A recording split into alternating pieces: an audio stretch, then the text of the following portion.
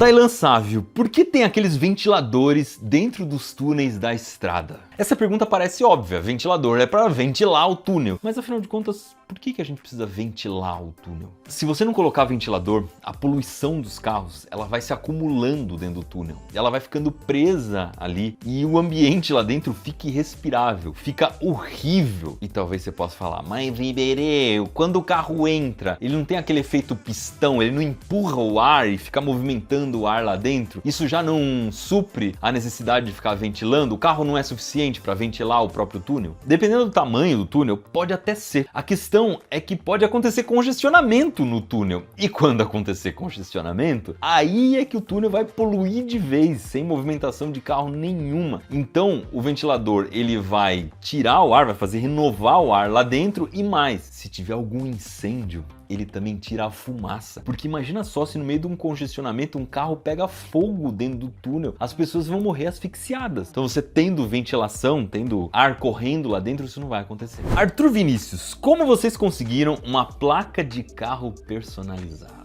Arthur, provavelmente você assistiu o vídeo em que a gente usa o aspirador de pó para levantar o carro. Esse vídeo é muito legal, a gente fez uma almofada gigante embaixo do carro e aí o carro fica meio flutuando em cima da almofada. É uma coisa muito louca. Se você não viu esse vídeo ainda, vale a pena clicar lá. Tem como usar a placa de carro personalizada? Sim, tá? E tudo dentro da lei. A primeira regra é que isso só serve para carro novo. Você não pode mudar a placa de um carro que já existe, tá? Então, se você estiver tirando um carro zero da concessionária, você pode ir no Detran pagar uma taxa e escolher a sua placa. Aí essas placas novas agora do Mercosul, elas têm 4 letras e 3 números. Você vai ter que inventar uma combinação ali que você quiser de 4 letras e 3 números, não pode fugir disso. Eu não consegui achar também se você tem que seguir aquelas regras estaduais, porque dependendo do estado, você precisa ter algumas letras necessariamente e tal. Eu vou confessar para vocês que os sites de Detran que eu entrei era um pior que o outro, tá? Então, meu, Detrans, pelo amor de Deus, né? É um serviço que tem que prestar ao cidadão. Vamos fazer um site decente em que as coisas são fáceis de achar, porque as informações eu achei tudo em outros sites, menos no Detran.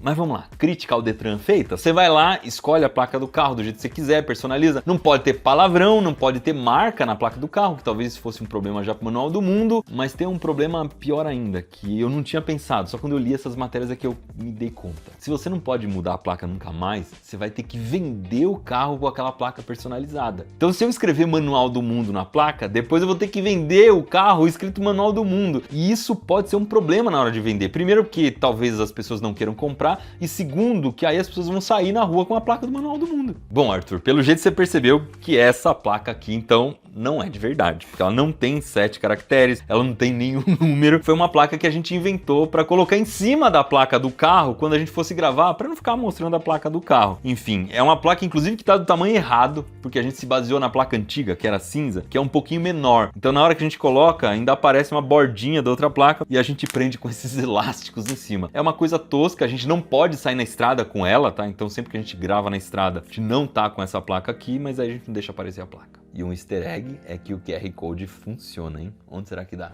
Mas vamos para nossa pergunta que abriu esse vídeo, a pergunta top das galáxias. Por que a gente chama pão com salsicha de cachorro quente? O que o pobre coitado do bicho tem a ver com isso? Antes de qualquer coisa, vamos lembrar que essa palavra não é brasileira, tá? A gente emprestou esse nome do inglês hot dog, quer dizer cachorro quente também. Inclusive em espanhol, existem alguns países que chamam de perro caliente. E em francês também tem alguns lugares que vão chamar de chien chaud.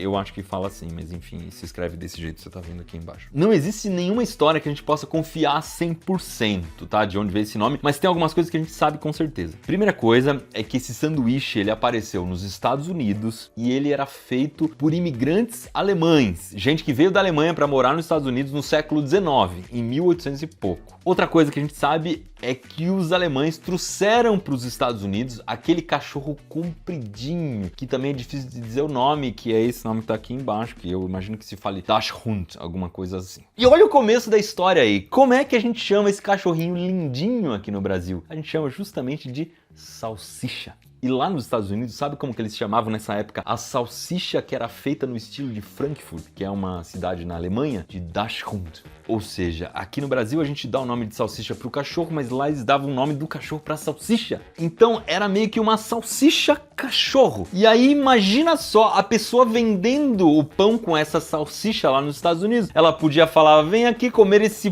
pão salsicha, vem aqui comer essa salsicha cachorro quente.